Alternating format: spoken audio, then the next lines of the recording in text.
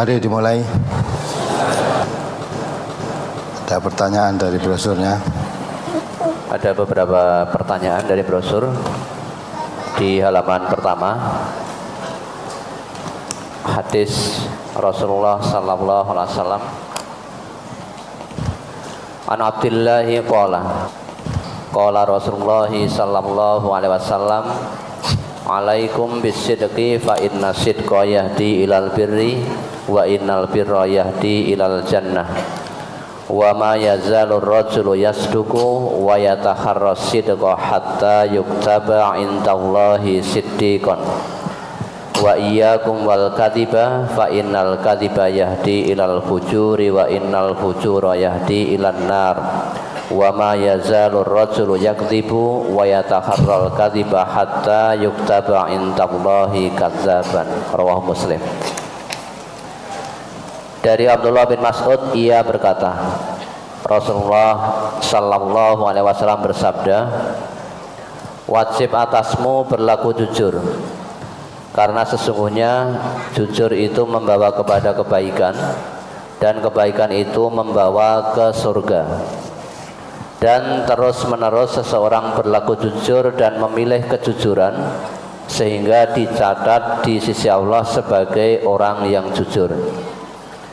Dan jauhkanlah dirimu dari dusta, karena sesungguhnya dusta itu membawa kepada kedurhakaan, dan durhaka itu membawa ke neraka.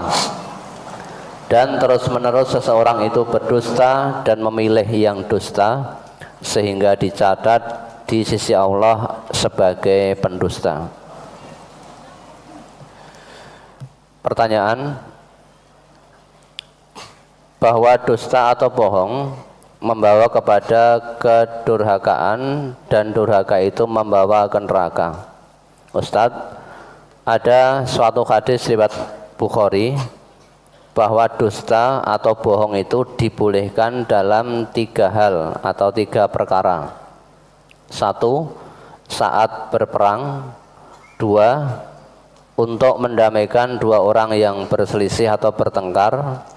3, perkataan suami kepada istrinya untuk menyenangkannya. Apakah hadis riwayat Bukhari tersebut tidak bertentangan dengan hadis riwayat Muslim yang tadi, Ustaz? Hadis riwayat Muslim itu sahih. Hadis riwayat Bukhari sahih. Kalau 2 hadis sahih kok bertentangan, tidak mungkin. Ya. Kalau bertentangan itu salah pemahamannya. Pemahamannya harus betul. Misalnya tadi ya, bohong dalam peperangan boleh. Itu dalam peperangan jangan diartikan bohong. Namanya apa? Taktik. Misalnya ya, dikabarkan berita musuh akan menyerang bangun subuh, akan menyerang musuh, jadi satu permusuhan, namanya peperangan. Ada berita dibuat oleh misalnya A dan B permusuhan. Ini memang ya permusuhan, misalnya perlawanan ya, tentara dari A, tentara dari B, ini permusuhan. Dari tentara A membuat berita malah disebarluaskan masyarakat umum, ya, supaya masyarakat siap-siap pagi subuh kami akan menyerang markasnya tentara B itu, maka penduduk sipil supaya mengasingkan diri umpamanya. Nah, ya. Sudah mereka entah siap-siapnya mau menyerang subuh itu, mereka sudah siap-siap. Ya. Ternyata tidak subuh menyerangnya, di tengah malam. Jadi kalau siap-siapnya subuh, tengah malam kita sudah serang. Itu namanya tidak bohong, namanya apa? Taktik, strategi. Ya, strategi. Nabi juga pernah ketika mau hijrah itu, Ali bin Abi Thalib Diperintahkan Nabi untuk tidur di tempat tidur Nabi dan memakai selimutnya Nabi. Ya, padahal Nabi malam itu dikepung mau dibunuh kan. Nah, jadi ada yang kalau menjenguk ngingok tuh Muhammad masih tidur nih, padahal yang ada di situ Ali bin Abi Thalib. Nah, pagi harinya semua udah mulai subuh ya buka itu, dan ternyata ditunggu-tunggu loh. Nah, kok Ali yang ada di selimut, tapi itu bukan Nabi. Nah, kenapa disuruh tidur di tempat kamar tidurnya Nabi, memakai selimutnya Nabi? Ya. Jadi supaya orang mengira nanti Nabi masih di rumah, keluar di malam hari itu. Beserta Abu Bakar As-Siddiq, Nabi keluar. Nah, itu. Jadi kalau bohong dalam peperangan tidak dikatakan bohong, itu namanya taktik atau strategi. Itu ya. Jadi harus dicari arti yang cocok. Mendamaikan orang berselisih misalnya. Kalau ada orang berselisih, si A dan B berselisih, kalau saudara mendamaikan, jangan malah membakar semangat untuk bermusuhan. Ya. Katakan misalnya ketemu si A, katakan kebaikan-kebaikan si B kepada dia. Kebaikannya, jeleknya jangan diungkap, kebaikannya yang diungkap. Ya, menceritakan si B kepada si A juga begitu. Dan selama pergaulan itu mesti ya ada baiknya, ada buruknya. Ya, yang disampaikan kebaikannya, bukan keburukannya. Wong sedang berselisih, malah kamu katakan kejelekannya. Si B itu kalau ya membicarakan tentang kamu, kejelekanmu tidak habis-habis. Kalau mau si A ya begitu, saya kemarin baru ketemu si B, gua membicarakan kejelekanmu tidak habis-habis. Berarti tidak mendamaikan, itu namanya namimah, mengadu domba. Ya, jadi hadis itu tidak bertentangan, hanya pengertiannya yang harus disesuaikan. Apalagi Bersul halaman 3, hadis paling atas. An Sahl bin Sa'din an Rasulillah sallallahu alaihi wasallam qala man yadman lima baina lahyaihi wa ma baina rijlaihi admanahul jannah. Rawahul Bukhari. Dari Sahal bin Sa'ad dari Rasulullah sallallahu alaihi wasallam, beliau bersabda, barang siapa yang mau menjamin padaku apa yang ada di antara dua rahangnya dan apa yang di antara dua kakinya, maka aku jamin untuknya surga. Hadis ini mohon dijelaskan. Apa yang ada di antara rahangnya tahu nggak? Apa? Mulut. Ya. Apa yang ada di antara dua kakinya tahu nggak? Apa? Kemaluan. Jadi orang itu kalau bisa menjaga mulut, menjaga kemaluannya, jamin kepada Nabi, maksudnya akan selalu. Dia mengatakan orang yang beriman tidak akan berkata bohong. Karena orang yang beriman, ya ayyuhalladzina amanu wa qulu qaulan sadida. Orang yang beriman berkatalah perkata yang lurus, yang baik, yang jujur. Ya. Nabi juga mengatakan alaikum bisidqi, wajib kamu berlaku jujur. Nah, kalau itu ucapannya selalu baik, lurus, jujur, ya, kemaluannya dijaga, ya, tidak akan disalurkan, akan dilampiaskan kepada hal-hal yang haram. Jadi Nabi menjamin akan masuk surga. Tentunya itu orang yang beriman. Kalau kafir walaupun mulutnya dijaga, tidak pernah ngunek-ngunek ke orang, kemaluannya tidak pernah untuk serong, ya kafir tidak bisa masuk surga. Maksudnya itu orang yang beriman, pandai menjaga kemaluannya, pandai menjaga mulutnya, Nabi menjamin masuk surga. Di situ bisa diambil pengertian juga bahwa yang banyak memasukkan orang masuk neraka, dan itu pada hakikatnya banyak orang masuk neraka itu karena mulutnya dan karena kemaluannya. Kalau bisa mengendalikan itu dijamin masuk surga. Itu maksud hadis itu. Apalagi Halaman 4 masuk ke 5. An Abdullah bin Amrin anna Nabiyya sallallahu alaihi wasallam qala arba'un man kunna fihi kana munafiqan khalisan wa man kanat fihi khoslatun minhunna kanat fihi khoslatun minan nifaqi hatta yada'aha iza tumina khana wa iza haddatsa kadzaba wa iza ahada ghadara wa iza khasama fajara. Rawahul Bukhari. Dari Abdullah bin Amr bahwasanya Nabi sallallahu alaihi wasallam bersabda, ada 4 hal, barang siapa yang 4 hal itu ada padanya, maka ia adalah orang munafik yang sebenarnya.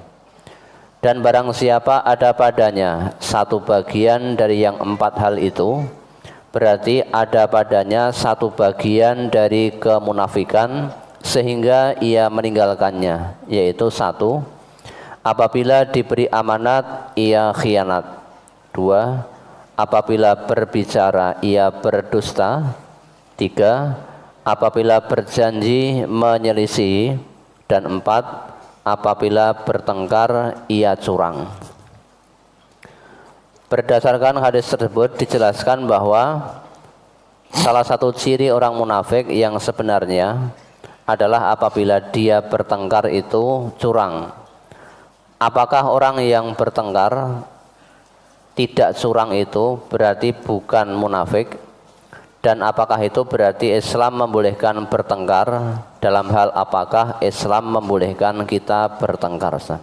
bertengkar yang kamu maksud itu apa kira-kira? Ya, wa idza khosoma fajaro. Bertengkar bisa bertengkar mulut, maksudnya berdebat, ya. Bisa bertengkar fisik, berkelahi, ya. Nah ini lebih tekankan di sini, idza khosoma fajaro itu bertengkar mulut, ya.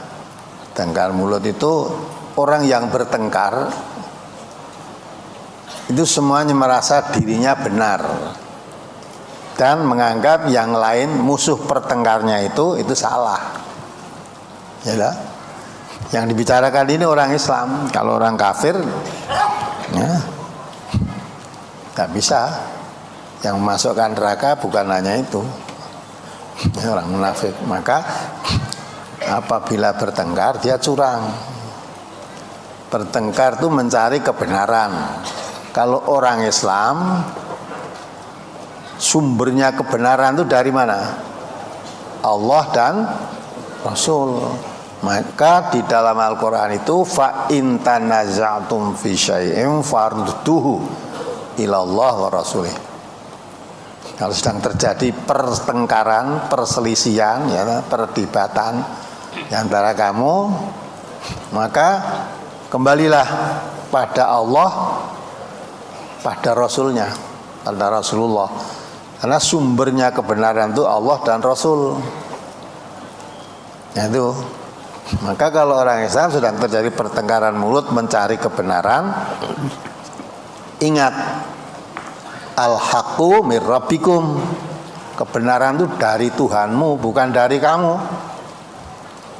Lah umumnya kalau orang bertengkar masing-masing merasa aku yang benar, yang satu juga aku yang benar. Lah kalau semua mengaku aku yang benar, yang salah siapa? Kalau suatu kebenaran mestinya tidak bertengkar, wong benar kok bertengkar.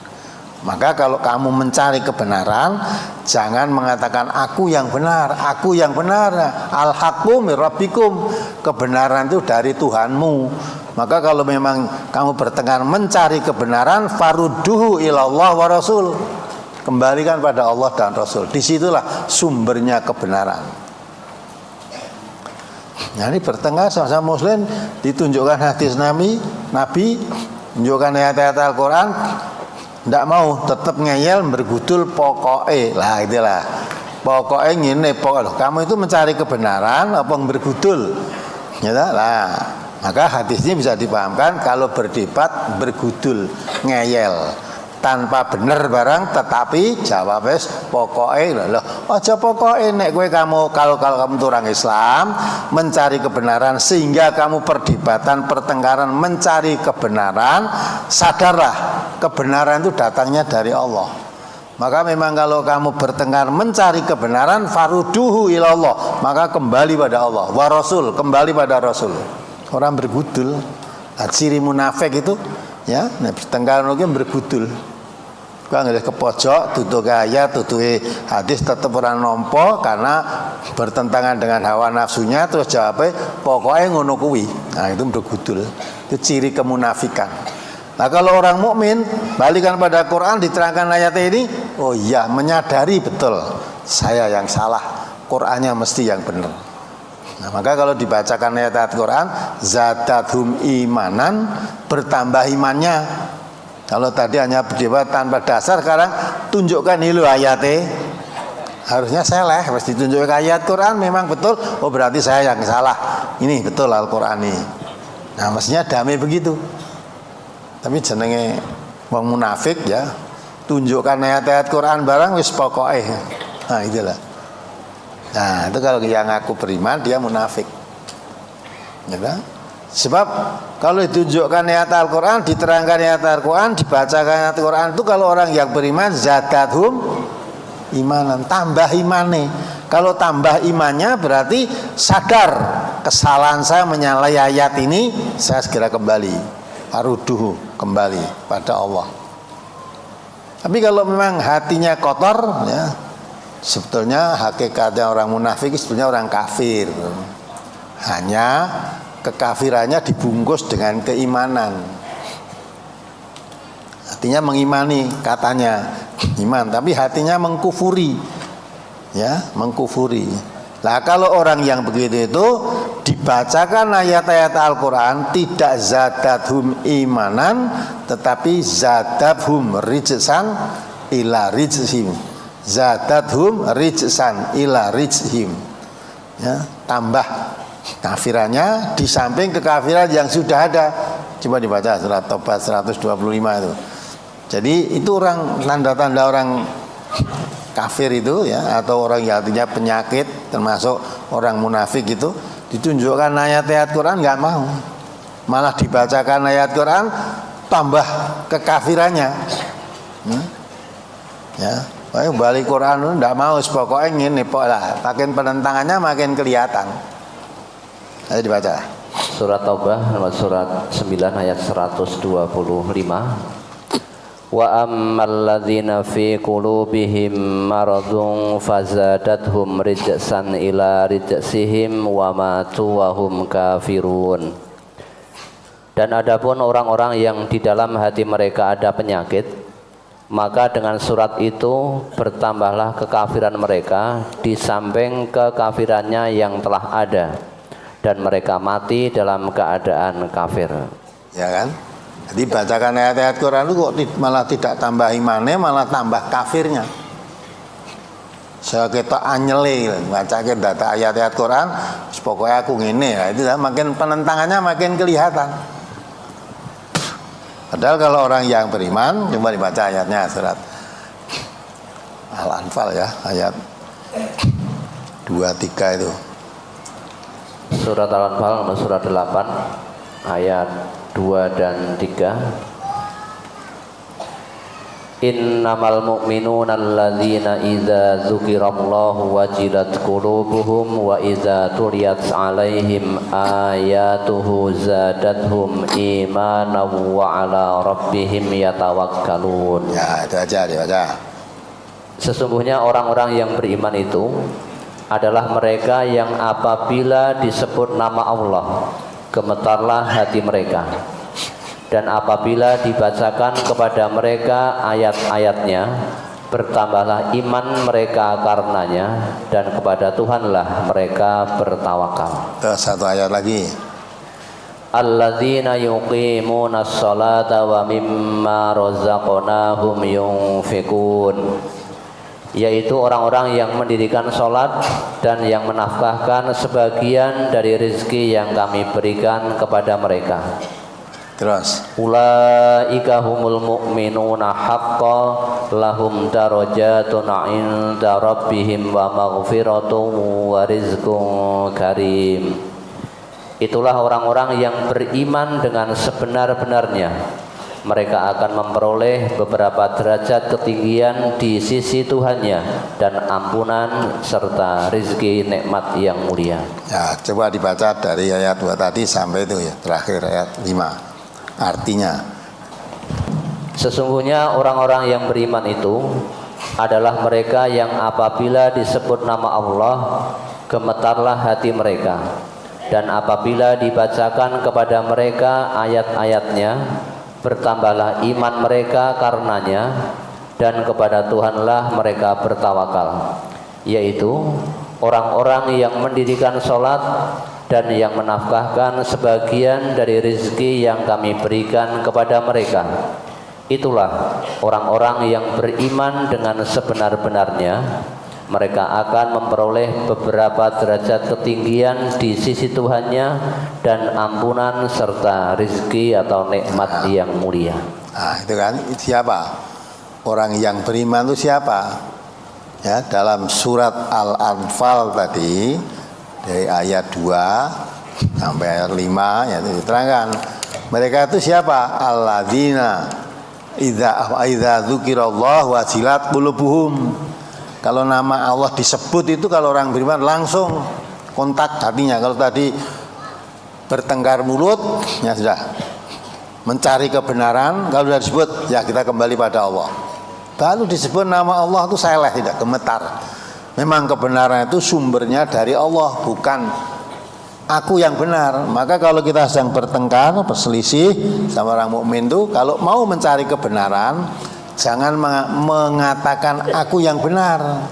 Sedang berselisih mau mencari kebenaran, katakan oh ya saya yang salah. Kalau saya yang salah, bukan berarti yang satu berarti saya yang benar, bukan. Ya, yang benar itu Allah. Mari kita tidak teruskan perdebatan atau perselisihan ini atau pertengkaran mulut, tidak perlu diperteruskan. Kita kembali aja pada Allah. Buka ayatnya. Nah, entah buka ayatnya ini, ya, baru dibuka ayatnya Allah sudah.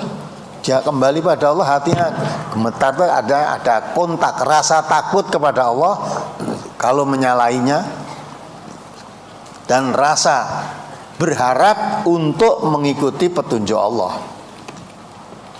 Maka kemudian diterangkan ayat berikutnya tadi, alladzina yuqimuna shalah. Tadi apa ya?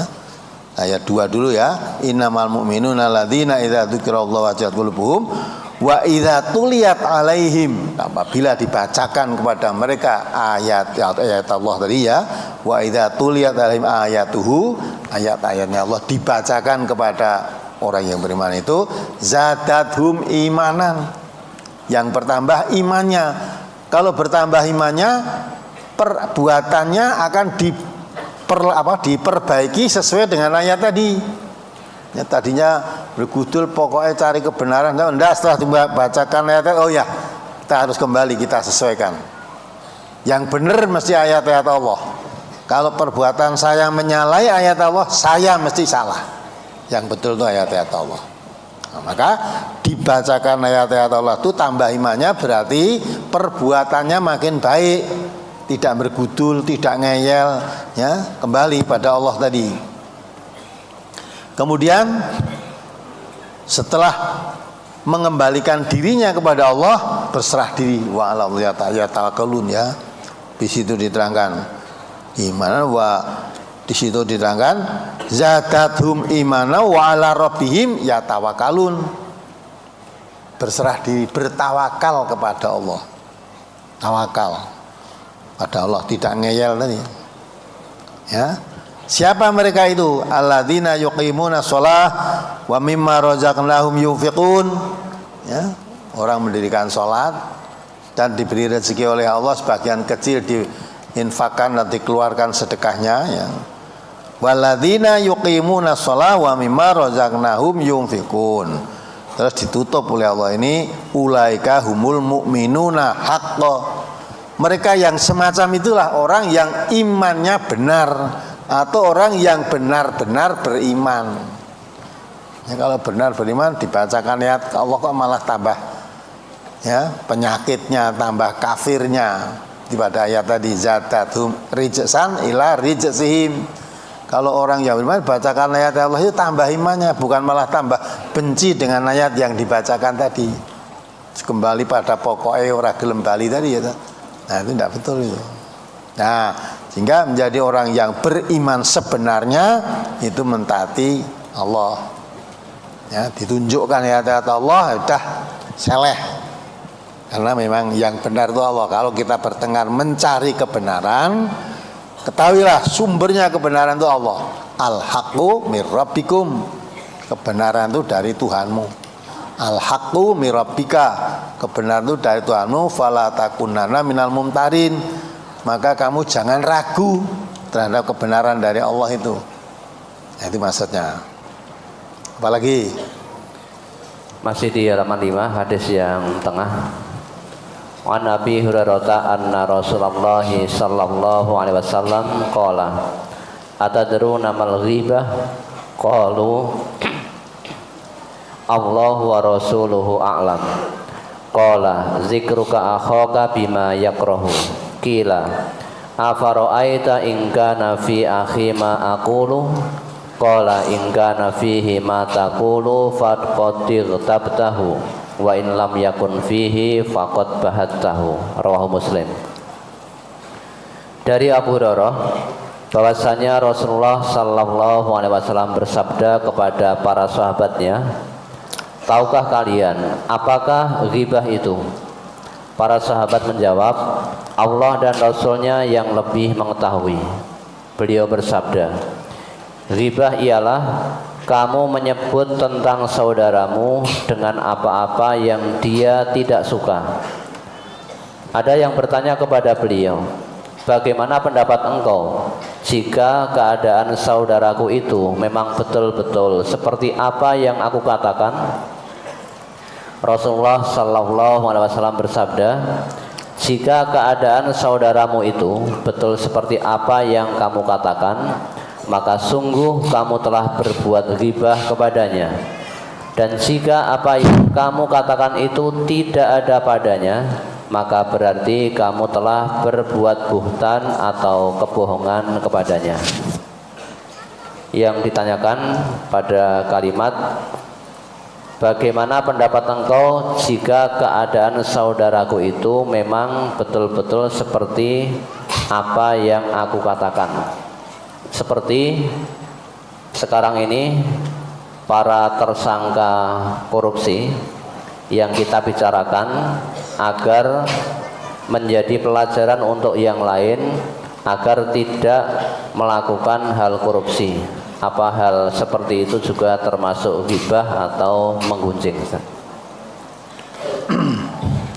orang korupsi sekarang itu tidak apa? Tidak punya malu. Wong di syuting tinggoni jaket oren malah guyang-guyu. Ya, malah bangga liane doran duwe jaket oren dia punya sendiri kok. Ya. Gagah malah beda dhewe ta. Nanti di syuting itu malah masih gini masih seneng. Berarti seneng deh. Tinggoni jaket kuning dikabar-kabarkan dia tidak sedih itu. Tidak sedih. Senang. Nah, ghibah itu membicarakan sesuatu kepada orang lain yang dibicarakan itu tidak senang. Ya, ghibah. Sebenarnya kasarannya bicara jeleknya seseorang. Kalau orang itu normal berbuat jelek, ya malu. Kalau disebut-sebut kejelekannya malu, maka mesti tidak suka. Ya, tidak suka. Ya kita sendiri kalau kita punya aib, punya jelek, punya cacat, disebar-sebarkan, dikabar-kabarkan, dibicarakan orang lain, kita senang apa tidak? Tidak senang, itu yang normal. Senang itu. Lah ngerti, saya punya kejelekan dibicarakan, disebarkan malah bangga. Ya. Bangga toh. Diputuskan dihukum 8 tahun. Ya. Keputusannya kan ya umum, kita sidang itu terus kita melihat TV itu kemarin yang korupsi itu sudah diputus, ngomong kan diputus 8 tahun. Itu tidak salah kita ngomong. Ini diputus 8 tahun itu sih. Nah, gitu lah. Ini mau masuk penjara cik ini cik seneng loh, berarti kan seneng dia, ya, cik seneng. 8 tahun, mungkin dalam hatinya 10 tahun aku neng metu kamu cik sugih, ya. Pada karo neng penjara kan surah nyambut gawe, ya, neng metu ke penjara masih kaya gitu loh. Maka sekarang pemerintah kan usulnya macam-macam untuk menghukum korupsi itu supaya jerak, ada yang supaya dimiskinkan, ada yang mengusulkan dibunuh, ya hukum mati. Nah, hukum mati mesti banyak tidak setuju. Kau nek disetujoni hukum mati, oke sing mati pejabat-pejabat kuwi, ya mati kabeh dikorupsi. Yang korupsi kan tidak sedikit, dari bupati sampai ya yang tertinggi menteri-menteri apa mau nganti aparat hukum ya berbuat korupsi kok malah tangkap basah kok ya toh. Nah, maka sekarang ini orang-orang begitu itu kalau hukum mati ya kan hak kabeh nanti. Malah ora setuju. Ya, mulanya dihukum sekian tahun, punya 8 tahun atau 10 tahun. Nanti setiap hari raya Idul Fitri dapat remisi, nanti hari Natal dapat remisi, 17 Agustus dapat remisi, lama-lama habis potong tahanan, potong karena di remisi itu dipotong tahanannya. Nah, keluar masih sugih dia, masih sugih. Maka yang dimaksud itu kalau orang itu mempunyai aib jelek, dibicarakan tidak suka, itu jangan kamu bicarakan, kamu membuat tidak suka saudaramu. Atau sahabat tadi tanya, ya Rasulullah, bagaimana kalau memang yang saya bicarakan tuh teman saya itu memang begitu orangnya, buat begitu. Lah, Nabi mengatakan kalau yang memang kamu bicarakan tadi betul itu jeleknya seseorang, sedang yang dibicarakan itu tidak suka, lah kamu melakukan begitu, membicarakan jeleknya seseorang, itu namanya kamu ghibah. Tetapi kalau yang kamu bicarakan tadi, kamu bicarakan jelek padahal orang itu tidak seperti itu, nah kamu namanya berbuat bohong. Nah, ghibah karo bohongnya apa inti coba? Pilih ghibah apa pilih bohong? Nah, semuanya di neraka itu. Nah, maka orang muslim itu mempunyai kewajiban, sesama muslim punya kewajiban menutup aib. Kalau tahu cacatnya, aibnya saudaranya, kalau ini diketahui orang lain malu, maka tutup, jangan dibicarakan, ya, jangan dibicarakan. Jaminannya Nabi mengatakan man satara musliman satarallah fid dunya wal akhirah. Siapa menutup aibnya saudara sesama muslim, Allah akan menutup aibnya di dunia dan di akhirat. Ya, itu. Maka kalau yang dibicarakan betul terjadi seperti itu ghibah. Elek itu jelek orang saya tidak usah dibicarakan. Nah, iso ditutup. Perkara orang lain tahu, jangan kita malah nambah one bab aku wis ngerti suwe. Wong kuwi to, iya nyet wong kuwi kaya ngono lah, ghibah kamu. Kalau kamu tahu jeleknya orang, ada orang bicara tentangnya, mestinya kamu menjawab, wong itu orang muslim, kamu bicarakan kejelekannya, yang diajak bicara kamu jawab mestinya. Tidak pantas ini dibicarakan. Tidak pantas, itulah. Itu dalam surat An-Nur itu ayat 11 sampai ayat 15 dalam itu ada sampai ayat 18 ya. Itu isinya begitu, petunjuk. Ya. Atau tanya, apa maksudnya kamu bicara ini? Kalau kamu bicarakan jeleknya saudara kita, maksudmu apa? Ya, sedang itu membicarakan itu kita namanya ghibah. Ghibah itu menurut Quran seperti makan bangkai saudaranya yang sudah mati. Saudara mati mestinya dikubur, malah kamu makan. Nah, itu. Sehingga orang itu mengamalkan Islam dengan betul itu sudah aman. dunia itu aman, persahabatan tetap akrab gitu loh. Nah, kalau tahu aibnya seorang ditutup, yang berbuat jelek tadi dinasihati, jangan berlaku begitu terus ya toh, sehingga nanti Allah akan menutup aibmu. Apalagi apakah seseorang disebut munafik walaupun seorang tersebut ada tanda-tanda kemunafikan, kemudian ia taubat dan minta ampun pada Allah dan menghilangkan tanda-tanda kemunafikan tersebut dalam dirinya, Ustaz? Jadi kalau kita membaca hadis seperti itu, jangan membaca orang lain, ya, tetapi untuk dirinya sendiri. Kemarin waktu on air malam Jumat kemarin ya, Kamis kemarin tak terangkan, terus tak angkat sebagai tema on air pada malam itu. Hadis Nabi yang menjelaskan 3 hal yang tidak bisa melepaskan dirinya dari munafik, sekalipun dia sholat, sekalipun dia puasa, sekalipun dia haji, sekalipun dia umroh, dan menyatakan diri saya orang muslim. Katakan saya orang muslim, maka saya sholat, saya puasa, saya haji, saya umroh, wong saya orang muslim. Kita kan baik semua ini, muslim, puasa, sholat, haji, umroh. Itu apakah itu membebaskan kamu dari kemunafikan? Kata Nabi, tidak. Selama kamu masih berbuat, kalau berkata bohong, kalau berjanji ingkar, kalau diserai suatu amanat kamu khianati. Nah, tidak lepas. Sekalipun kamu sudah sholat, puasa, haji, umroh, tapi kamu masih biasa bohong. Kalau bicara bohong, kalau berjanji mengingkari, kalau diberi kepercayaan kamu khianati, nah, tetap kamu munafik. Nah, gitulah.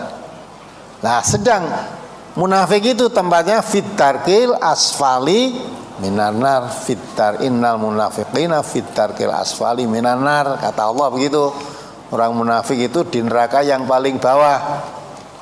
Sedang orang Islam harapannya masuk surga, apalagi haji. Nabi mengatakan kalau kamu haji kebetulan dapat hajinya mabrur, laisal jaza ilal jannah. Haji mabrur itu gak ada balasan kecuali surga. Orang munafik gak ada balasan kecuali neraka paling bawah.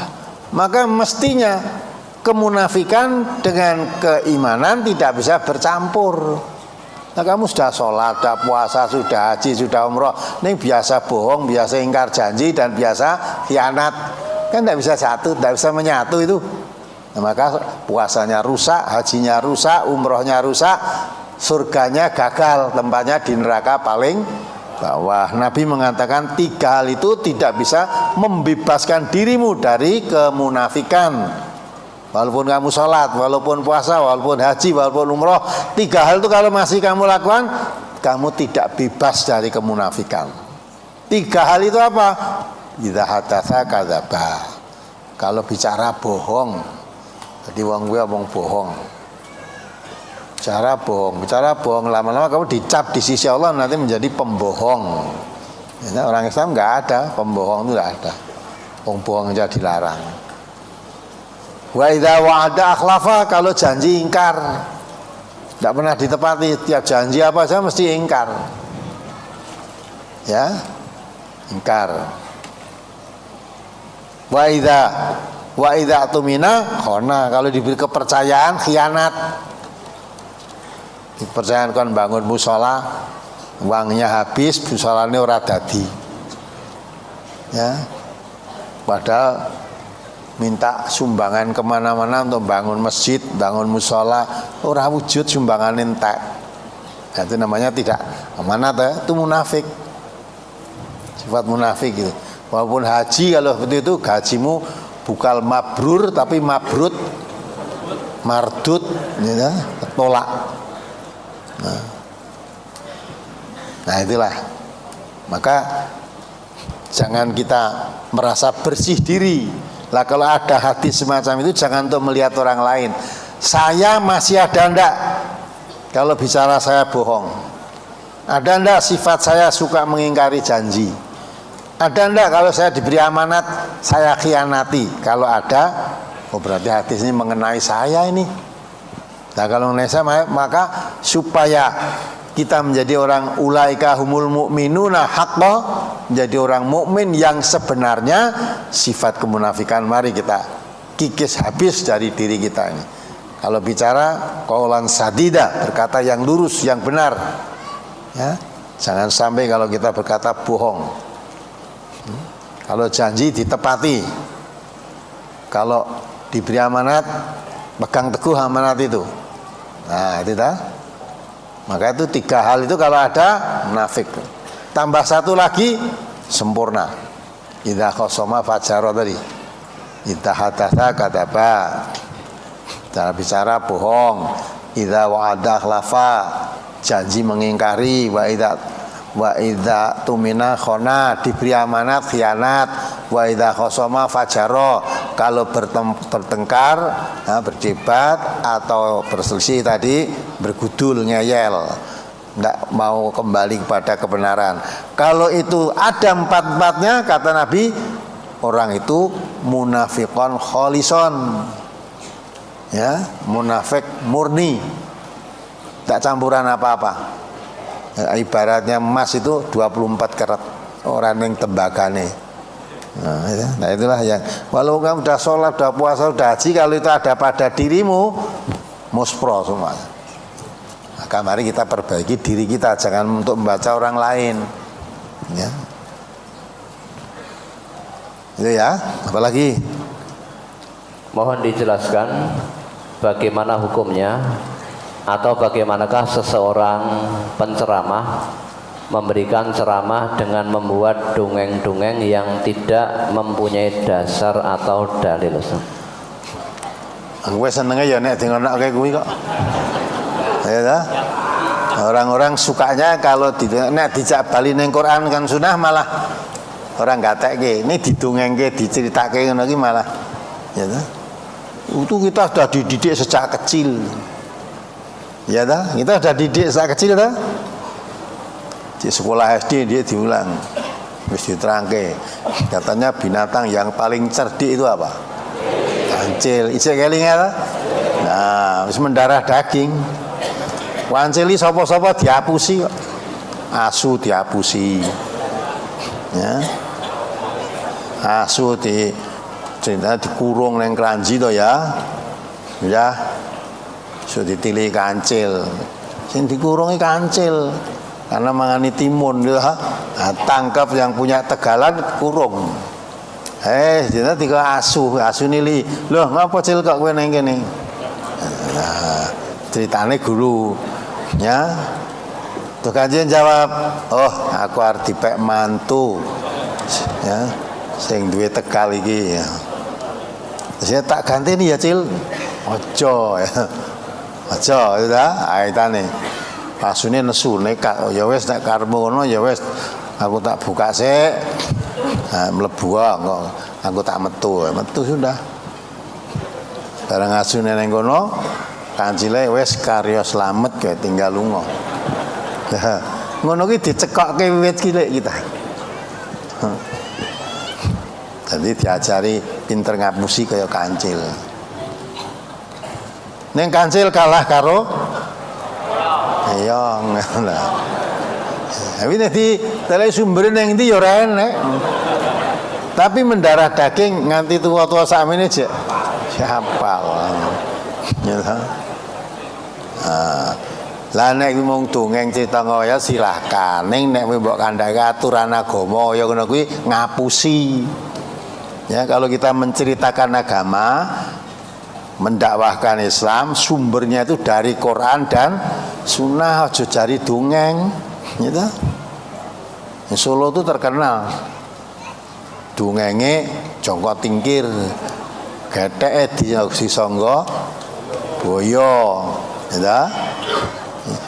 Nanti itu sehingga Jongko Tingkir tidak tenggelam di laut itu, ya, karena itu Lah gandeng Joko Tingkir marah apa piye ceritane kuwi akhire boyone ilate dibetot gitu ha.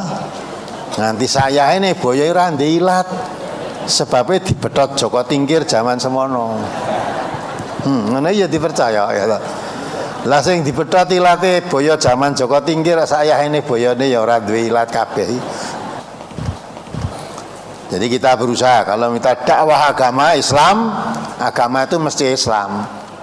Tapi sekarang ya ada kok ustadz yang terkenal masuk TV, ya pidato, semua orang agamanya apapun, tahu kurang wih, agamanya apapun, kalau dia itu berbuat baik, ya tidak merugikan orang lain, tetap berbuat baik, suka menolong orang lain, tetap nanti di sisi Allah akan dapat surga, tempat yang bahagia. Agamanya apapun, kita kan bener, nek wong awam ya bener. Nek ditekoki dalil mundi ora enek kuwi. Lah iso cari dalil, ya, iya, malah eneng kiai kok nek dakwah nganggo dalil ngetokke dalil kuwi nunjukke. Malah ora bener. Kowe perlu dalil to kowe. Nah, wong maca Bani Israil ora iso ya bini Israil, butuh dalil to kaya ngono. Dadi dalil ora perlu. Nah, maka kalau mau guru ngaji atau menang apa ngaji agama ora butuh dalil, wis ora usah nganggo agama. Kalau kita mendakwahkan Islam, ambilkan sumbernya dari Quran dan Sunnah. Karena sumbernya Islam itu hanya di situ, yang diwariskan oleh Rasulullah ya hanya itu, Quran dan Sunnah. Aja malah Quran Sunnah ora dinggo, malah ngarang dongeng, gitu. Ngarang dongeng. Nah itu nggak betul. Nah, kalau umatnya manusia atau orang-orang kita orang kebanyakan kalau memang mau ngaji ojo mau hanya menerima dongeng. Kalau ingin ngerti agama betul ditanyakan dalilnya mana, keterangannya itu dongeng dari mana, sumbernya dari Quran atau dari hadis lah gitu lah. Kalau Qurannya nggak ada, hadisnya nggak ada, itu hanya pendapat apalagi karangan, bukan agama itu. Nggak bisa dipakai sebagai pedoman bener enggak. Ya, apalagi kita jangan kalau kita mau jadi mubalik menyampaikan agama, ya itulah. Apalagi tadi yang mengatakan agamanya apapun semuanya akan masuk surga. Kok agamanya apapun nih? Agamanya ada berapa toh? Ya, kalau ditanya agama itu ada berapa? Ya jangan agamanya seolah-olah agamanya apapun nih, seolah agamanya akeh. Padahal agama yang di sisi Allah hanya satu. Apa? Islam. Saya ngomong siapa? Allah. Inna dina indallahil Islam. Agama di sisi Allah itu hanya Islam. Kalau ada orang menganggap ada agama selain Islam sehingga tidak mau memeluk Islam, Allah juga mengatakan wa may yattaqi ghairal islami dina wala yuqbala minhu. Siapa memakai agama selain Islam maka ditolak, tidak diterima oleh Allah. Karena agama selain Islam itu tidak ada. Lah kok kamu memakai agama bukan Islam? Ya, siapa memakai agama selain Islam ditolak, tidak diterima oleh Allah. Karena tidak ada agama selain Islam. Ya. Itu, maka sebaik-baik orang itu yang mengajak orang menyatakan diri sebagai orang Islam. Ya. Ya, wa man ahsanu qawlan mimman ta'a ilallah wa amila sholihan wa qala innani minal muslimin. Siapa yang paling baik perkataannya selain orang yang berkata ya mengajak orang untuk taat kepada Allah, mengajak orang untuk beramal soleh, mengajak orang untuk menyatakan diri menjadi orang yang berserah diri pada Allah, menjadi orang Islam. Itu ucapan-ucapan yang paling baik seperti itu. Tidak ada yang lebih baik dari itu. Maka kalau dakwahkan agama kok malah dongeng. Padahal Quran Sunnah lengkap untuk mengatur kehidupan itu dari lahir sampai mati. Quran Sunnah itu lengkap. Lah kok jika dalil nggo dakwah kok malah dongeng. Mengapa? Apa kurang bahan di Quran dan Sunnah? Kita tuh ngaji Quran Sunnah itu sampai mati kita belum khatam yang kita kaji Quran. Ya, apalagi? Rasul halaman 7 hadis yang atas.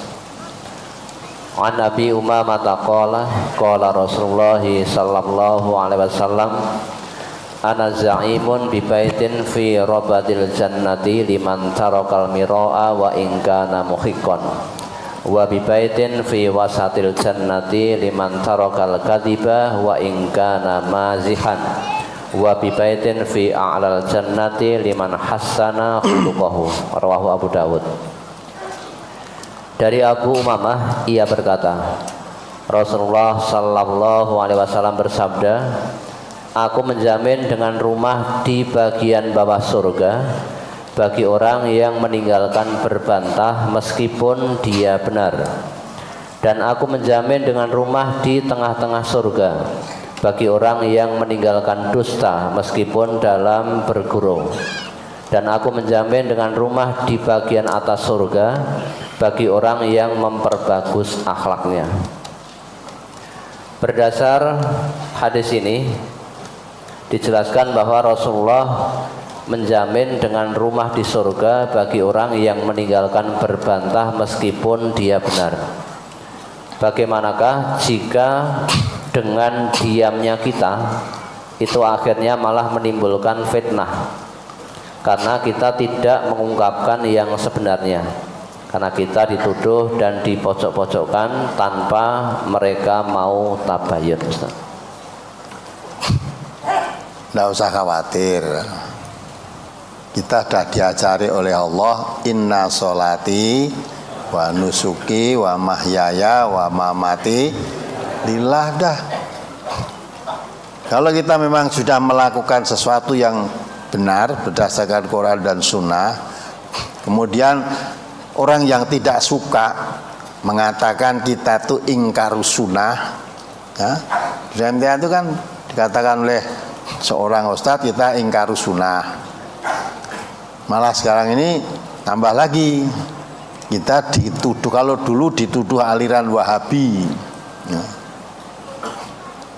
sekarang ini muncul baru, ya, dituduh kita itu Mu'tazilah karena hanya mengandalkan akal.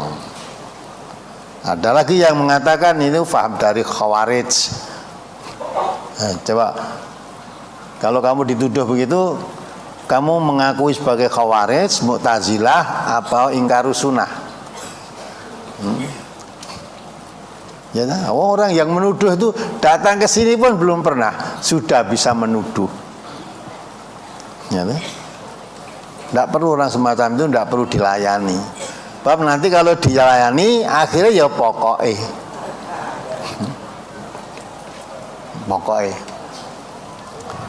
malah orang yang menceritakan MTA itu cikal bakale ceritakan ngawur semua, itu ngawur.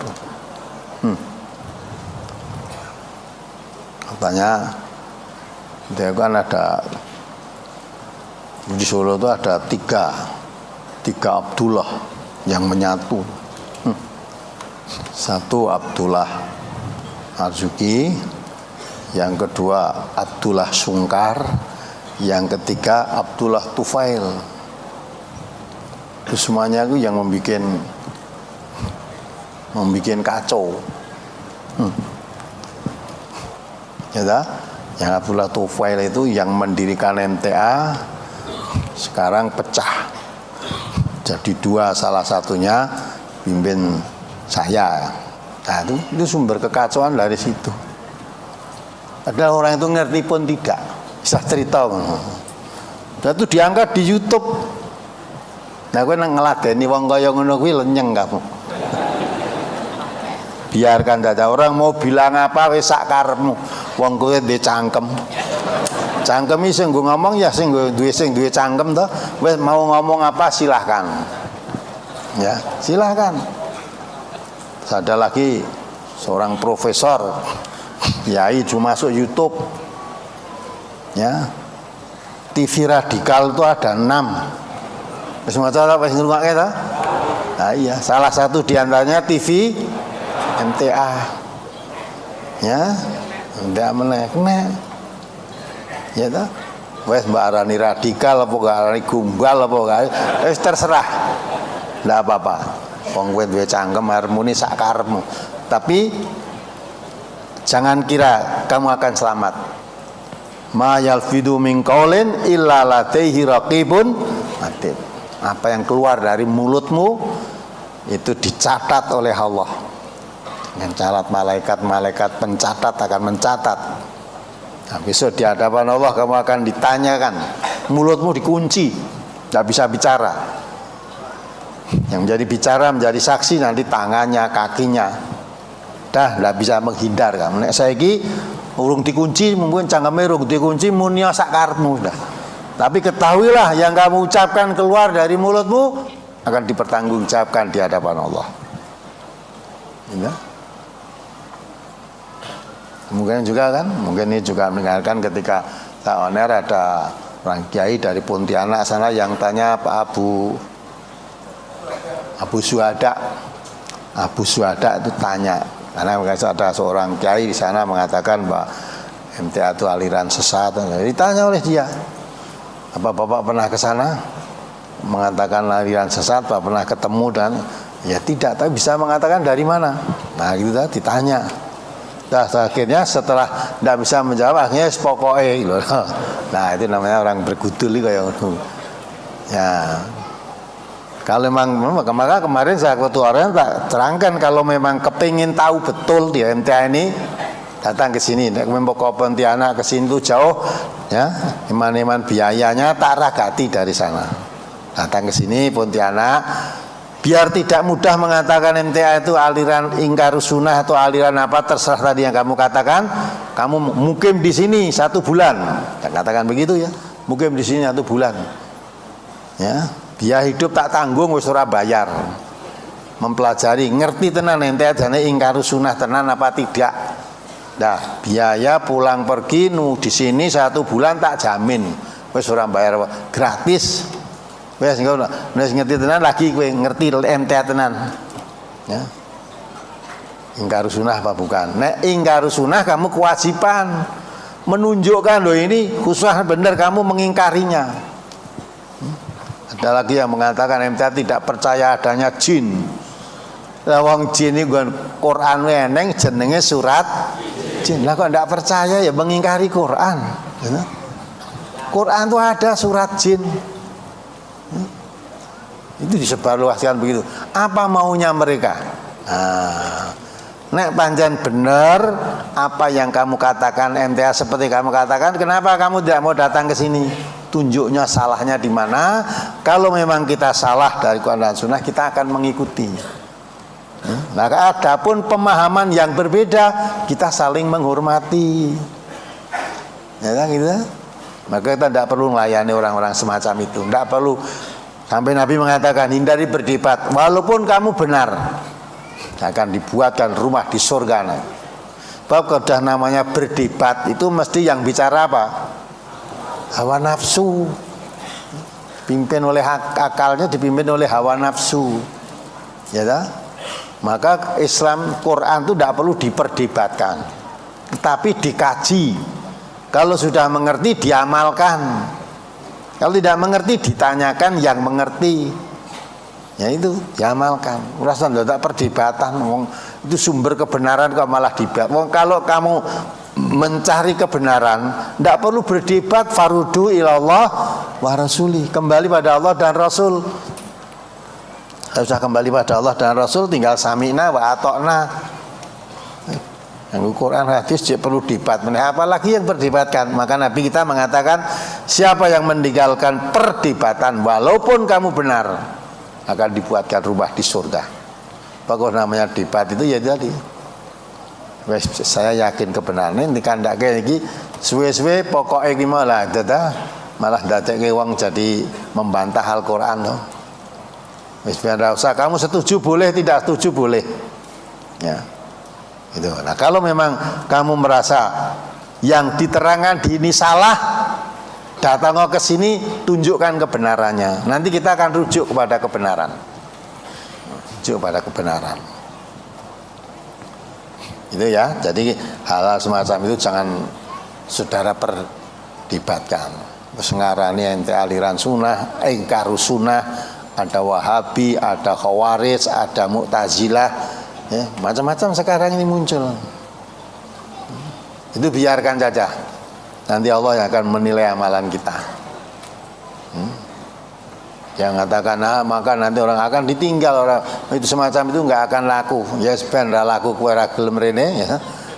Yang sing orang ngelakok kayak kamu aja nggak pernah direken.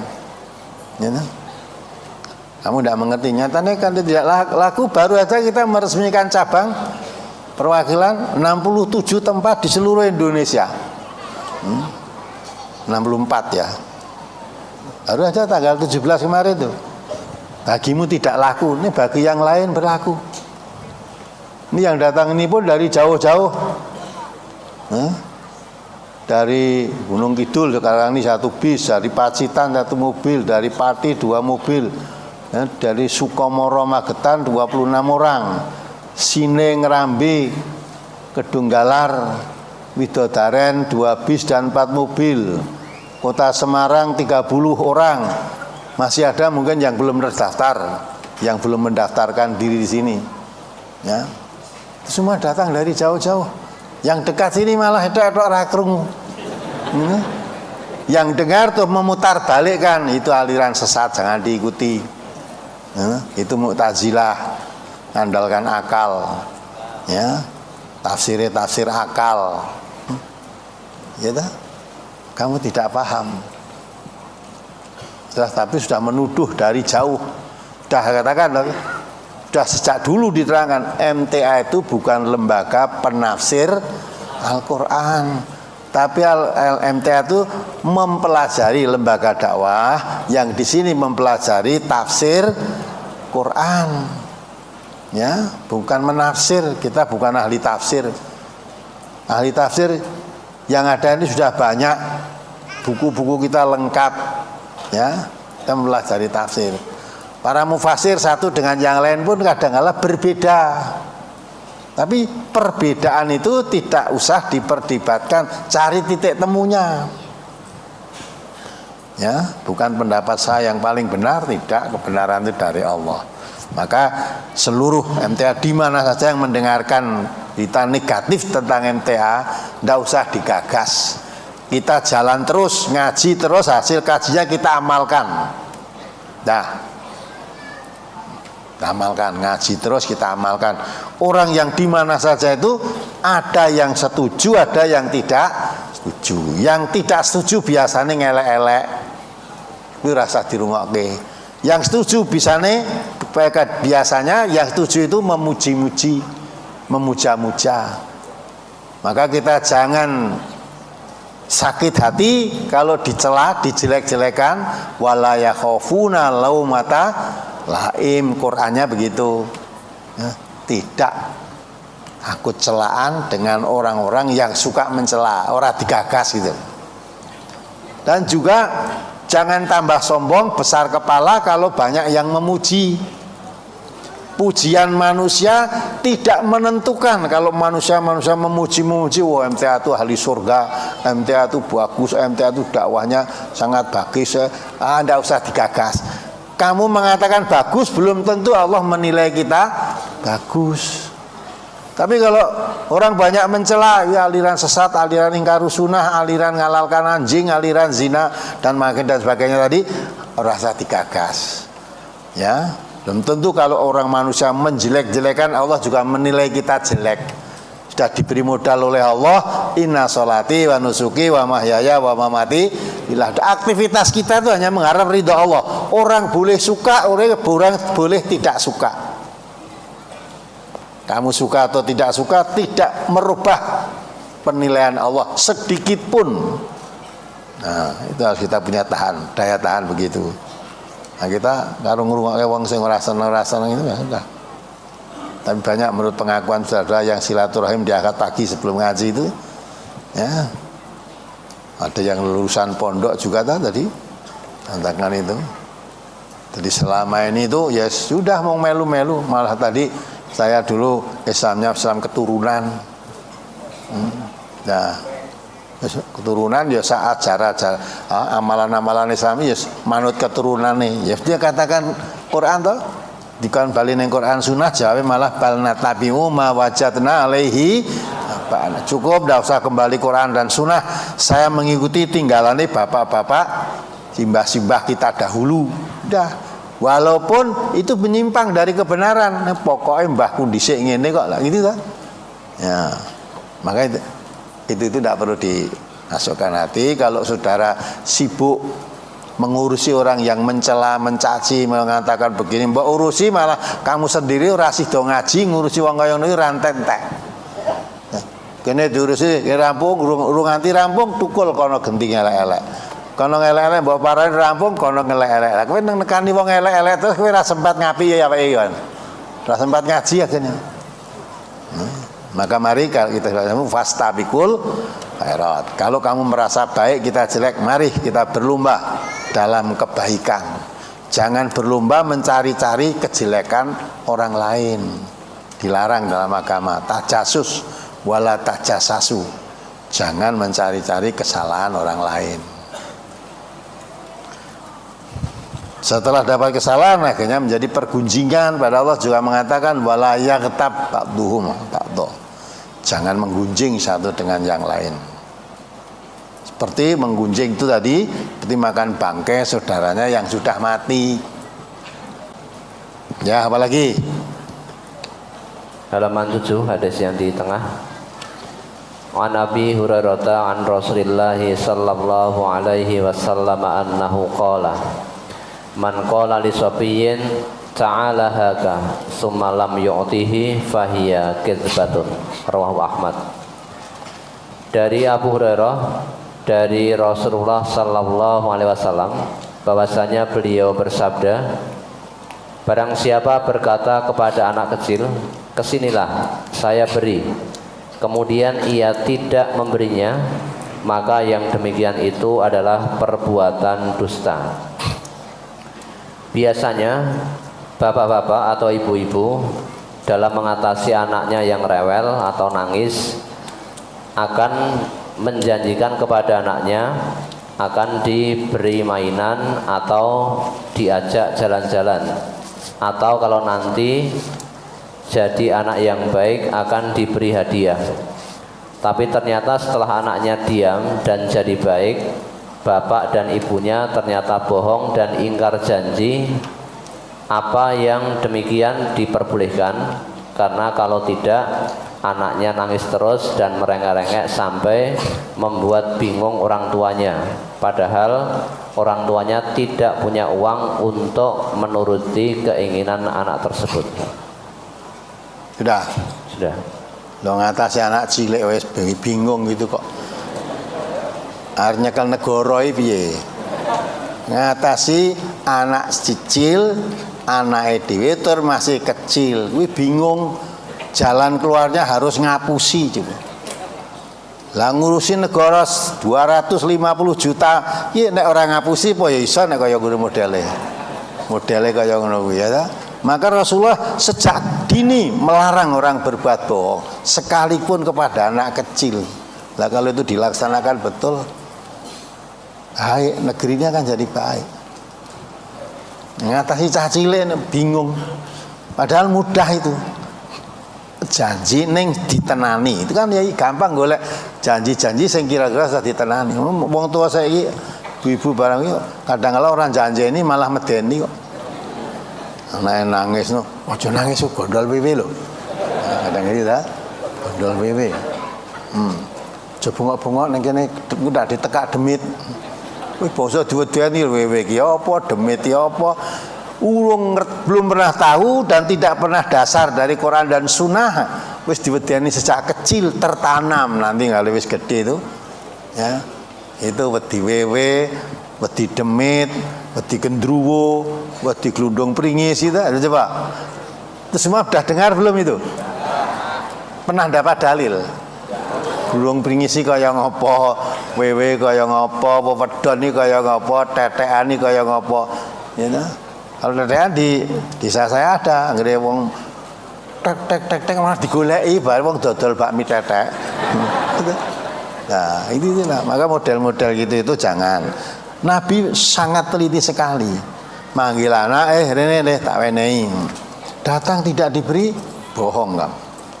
Maka ada seorang ibu, kamu manggil anakmu mau beri sesuatu, apa yang kamu akan berikan? Ya Allah, akan saya beri sebiji kurma. Oh ya sudah. Kalau tidak, kamu bohong. Ya, bohong itu tidak dibenarkan karena bohong itu menyatu dengan kejahatan. Yang keduanya itu di neraka. Bohong ya di neraka, kejahatan di neraka. Maka Nabi mengatakan wa iyyakum wal kadziba. Jauhilah sifat bohong. Fa innal kadziba yahdilal fujur. Karena bohong itu bersama kejahatan. Penyebab orang berbuat jahat diawali dari kebohongan. Ya, fainal fujura yahdilan nar. Ya, fainal fujura yahdilan nar. Kebohongan yang diawali, kejahatan yang diawali dari kebohongan tadi itu menuntun manusia ke neraka. Maka jangan berbuat bohong. Malah diterangkan sekalipun bergurau jangan bohong. Bergurau tapi jangan bohong. Nabi ya pernah bergurau tapi ya tidak bohong. Ada seorang tua ibu datang kepada Nabi, tanya, ya Rasulullah, apa saya besok bisa masuk surga? Tekannya kan lugu. Nabi jawabnya ya lugu. Oh, wong kaya ngono kuwi, wong kaya kowe iki ora enek swarga. Ya, orang seperti kamu di surga tidak ada. Nangis orang itu. Ya, berarti seolah-olah saya pasti tidak masuk surga. Wong Nabi mengatakan orang seperti saya nggak ada kok. Bareng nangis dipanggil lagi naik sini. Besok kalau kamu masuk surga, kamu jadi muda lagi. Jadi orang tua melaku rekoso saya tuyuk-tuyuk nganggo tekan kok neng swarga itu nggak ada. Di surga nanti semua orang sehat semua. Ya, melaku nganggo tekan tuh nggak ada. Ya. Yang tua sehat semua sehingga gembira, senang, muda jadi muda belia semua. Rupanya jadi baik-baik semua. Udah. Abari itu tertawa. Itu Nabi kan bercanda lah, tapi tidak bohong. Tapi kalau bohong, canda bohong itu tidak boleh. Nah, boleh. Apalagi? Saya pernah diajak makan bersama yang mengajak nenek saya dengan lauk daging ayam. Namun yang menyembelih bukan orang yang sholat. Lantas saya beralasan mau pergi beli pulsa. Niat saya awalnya berbohong tidak beli pulsa. Karena saya takut dianggap berbohong, saya pun terpaksa beli pulsa walau saya tak membutuhkannya. Bagaimanakah tentang tindakan saya ini, Ustaz? Harusnya kalau kamu memang orang bener, sing ngajak tadi siapa? Nenek. Lah nenekmu harusnya diselamatkan. Ya dah? Kamu bohong malah mau beli pulsa. Jane orang dikarep ngono. Maunya apa? Cuma menghindari makanan yang haram karena kamu tahu makanan itu ya, daging sembelihannya bukan disembelih orang Islam jadi haram. Ya, mau menghindari itu kan harusnya malah neneknya diberitahu, Nek, kalau mau beli daging ayam makan di warung ayam goreng apa mari. Tapi jangan di situ. Sebab itu sembelihannya saya tahu yang nyembelih bukan orang Islam. Ya, sehingga tidak halal. Maka kita memberi ayam goreng yang sembelihannya halal. Harusnya kan gitu diarah. Kamu menghindar. Saya tidak makan daging yang haram. Ben dimakan nenekku saja kan gitu dah. Nah, mestinya kamu selamatkan nenekmu, tidak kamu beritahu. Nanti kalau beri daging ayam ya di situ terus, malah jadi lengganan. Berarti makanya yang haram terus kan gitu lah. Nah, maka mestinya diselamatkan. Beli daging ayam boleh nek, tapi jangan di situ. Saya tahu yang sembelihannya halal itu di sana. Nah, kita beli di sana. Nah, gitu lah. Mesti itu orang malah ngapusi, ya. Membiarkan neneknya makan bangkai, kamu sendiri tidak mau diajak makan bangkai, malah ya, pura-pura beli apa padahal cuma ngapusi.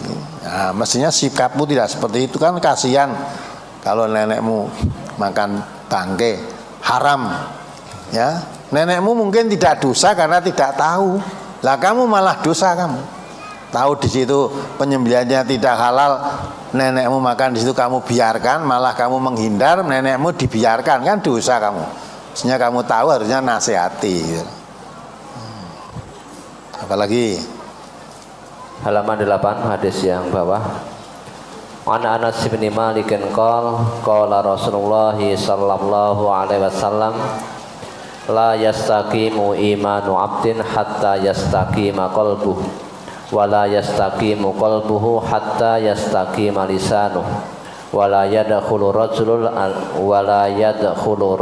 al jannata la ya'manu jaruhu bawa'iqahu. Rawahu Ahmad. Dari Anas bin Malik ia berkata, Rasulullah sallallahu alaihi wasallam bersabda, tidak akan lurus iman seorang hamba sehingga lurus hatinya, dan tidak akan lurus hatinya sehingga lurus pula lisannya, dan tidak akan masuk surga orang yang membuat tetangganya itu tidak aman dari kejahatannya. Mohon dijelaskan pada kalimat lurus hatinya, ini maksudnya bagaimana? jadi lurus hatinya itu ya hatinya tidak bengkok, ya. Lurus ucapannya ya lurus, qulu qolan sadida, ya, hatinya lurus, ucapannya lurus. Tidak bisa orang mengucap lurus kalau hatinya tidak lurus, ya. Maka orang yang beriman itu supaya berkata yang lurus. Berkata yang lurus maksudnya berkata yang benar. Tidak mungkin orang bisa berkata yang benar kalau hatinya bengkok, ya. Tidak lurus hatinya. Tidak lurus hatinya, tidak melaksanakan agama yang lurus. Agama Nabi Ibrahim Hanifan yang lurus, ya, tidak lurus. Lurus itu artinya hati yang lurus, artinya akidahnya lurus, berarti tidak campur syirik. Akidahnya lurus, tidak bercampur syirik, artinya lurus. Dan tidak mau berbohong, hatinya lurus. Hati lurus itu walaupun mulutnya mau berbuat tidak lurus, kalau hatinya lurus mau berkata bohong itu juga berat. Yang berkata kan mulutnya, ya, mulut berkata bohong itu kalau hatinya lurus tidak mau, tidak sampai hati. Masa saya orang Islam kok bohong, tidak sampai, ya. Maka pantulan dari hati yang lurus, ucapannya akan lurus, perbuatannya akan lurus. Maka Islam itu sebetulnya yang dididik, disasar itu hatinya, hati, ya. Maka orang yang hatinya buta, maka buta juga. Maka dikatakan oleh Allah, yang buta itu sebenarnya bukan buta mata di kepala ini. Yang buta adalah buta mata hati. Yang buta mata hati itu walaupun matanya melihat, mata di kepala ini melihat, hatinya buta, tidak bisa menerima pelajaran-pelajaran yang lurus. Tapi sekalipun mata di kepala ini tidak bisa melihat, kalau hatinya lurus, dia mengerti, bisa melihat kebenaran, bisa memilih yang benar dan yang sesat, ya. Maka dikatakan oleh Allah, yang sesat, yang buta itu mata di hatinya. Coba dibaca ayatnya, Surat Al-Hajj ayat 46 atau berapa itu?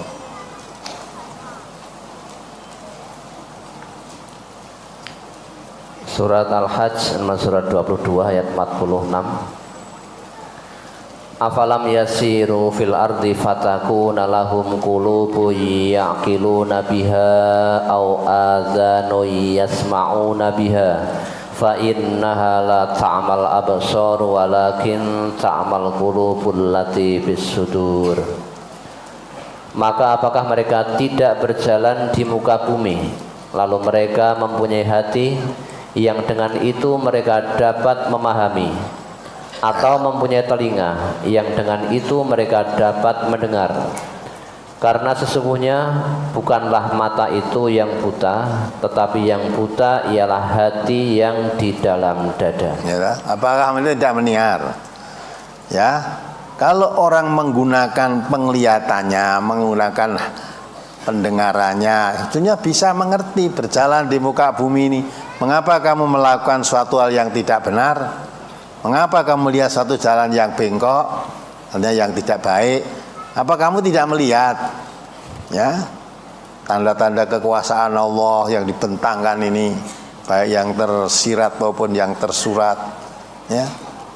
Dan ya, kok diberikan pendengaran, penglihatan, itulah kok tidak bisa memilih kebenaran. Akhirnya disimpulkan oleh Allah kan, memang sebetulnya bukan mata di kepala ini yang buta, tapi yang buta adalah mata yang ada dalam hati, yang ada dalam dada ini. Sekalipun matanya melihat, tapi kebenaran tidak bisa dilihat, karena yang buta itu mata hatinya, tidak bisa melihat kebenaran, ya, tidak mengerti kebenaran. Nah itulah, maka barang siapa yang mata hatinya buta, dia di dunia nanti di akhirat lebih buta lagi, ya. Coba dibaca surat Bani Israil ayat 72. Surat Al-Isra nomor surat 17 ayat 72. Wa man kana fi hadhihi a'ma fahuwa fil akhirati a'ma wa adallu sabila. Dan barang siapa yang buta hatinya di dunia ini, niscaya di akhirat nanti ia akan lebih buta pula dan lebih tersesat dari jalan yang benar. Ya kan?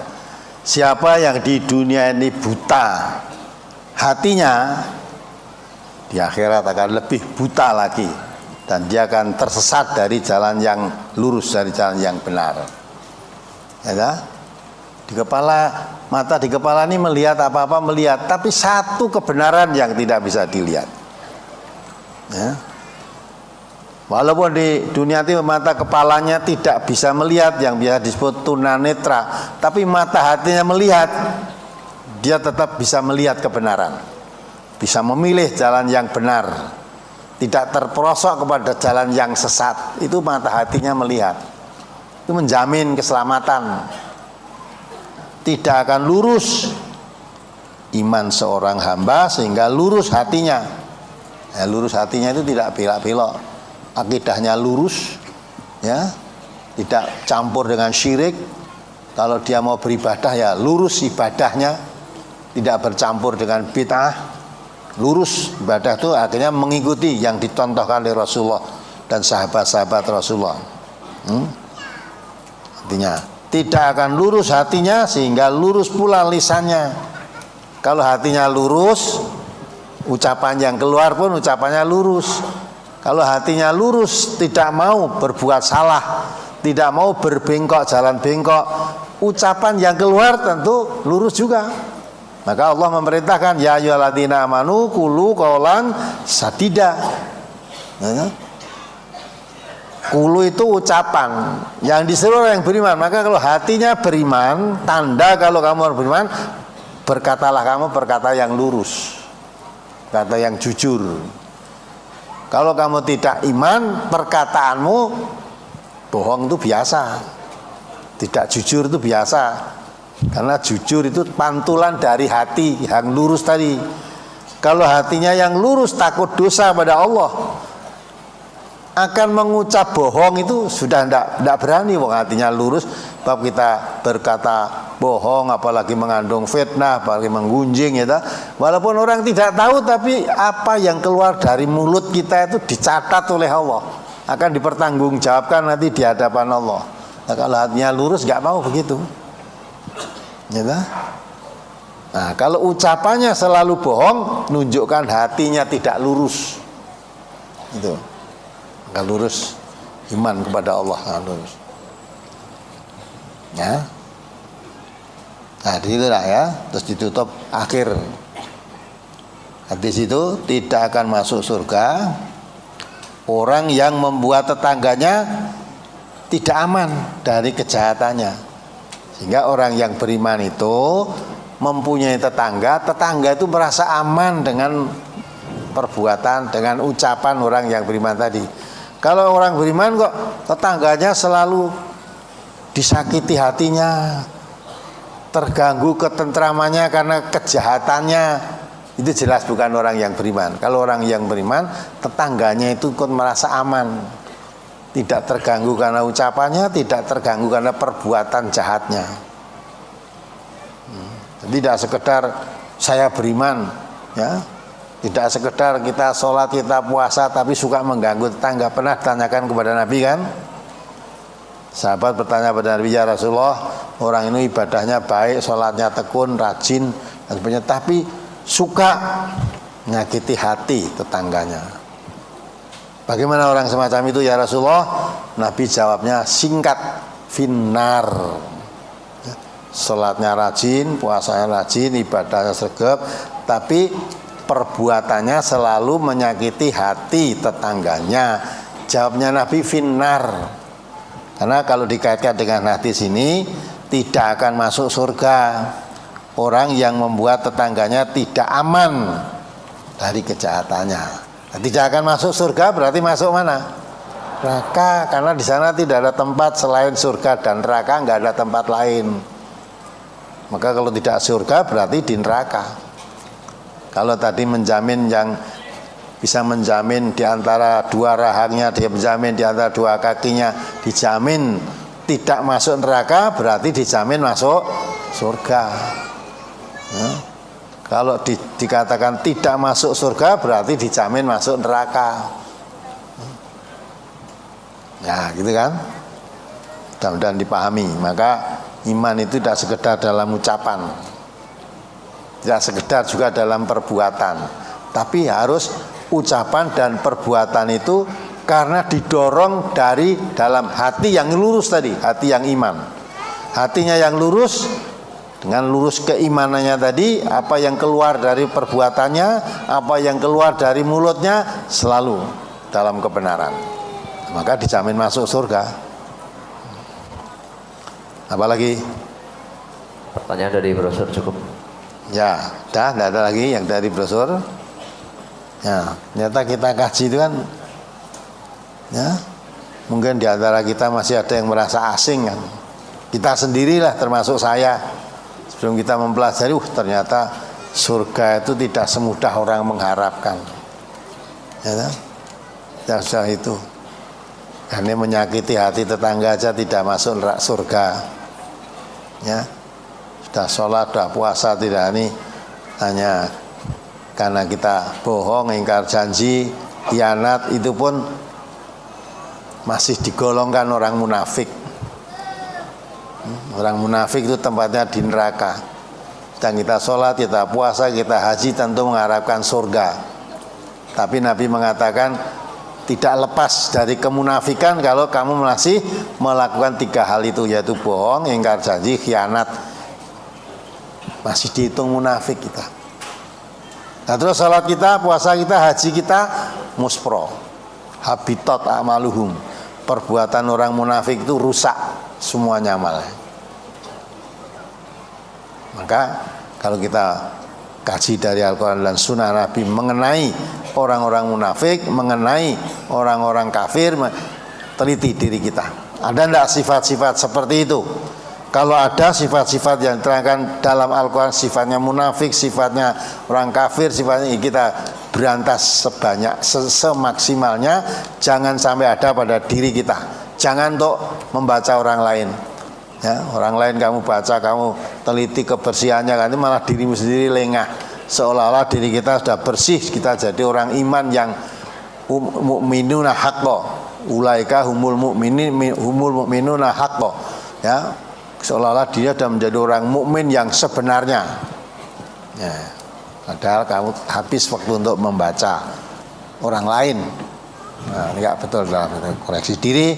Lebih baik ayat-ayat Quran, hadis-hadis Nabi kita gunakan untuk membaca diri kita sendiri. Kalau perbuatan kita sudah cocok dengan Quran dan Sunnah yang baik tadi, kita berusaha dipertahankan. Jangan saya bengkok, tidak lurus karena terpengaruh oleh lingkungan, terpengaruh oleh teman, terpengaruh oleh ya, keluarga dan sebagainya. Tapi kalau memang tidak lurus, ya, berusaha semaksimalnya kita luruskan. Kita sesuaikan dengan petunjuk Al-Quran, kita sesuaikan dengan petunjuk hadis. Tidak usah menghiraukan perkataan manusia, baik dia suka atau tidak suka. Nah, itu kita yang harus pada, karena nanti di hadapan Allah itu bertanggung jawab sendiri-sendiri.